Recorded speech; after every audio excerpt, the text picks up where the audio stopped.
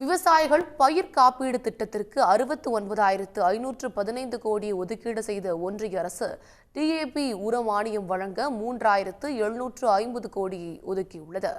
பிரதமர் மோடி தலைமையில் புதுடெல்லியில் ஒன்றிய பொருளாதார விவகாரங்களுக்கான அமைச்சரவை கூட்டம் நடைபெற்றது.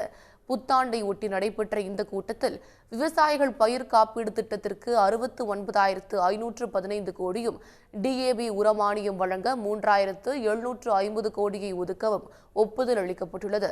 அதில் மேம்பட்ட தொழில்நுட்பத்தின் மூலம் விவசாய திட்டங்களை மேம்படுத்துவதற்காக 824 கோடி ரூபாய்க்கும் அமைச்சரவை அனுமதி அளித்துள்ளது.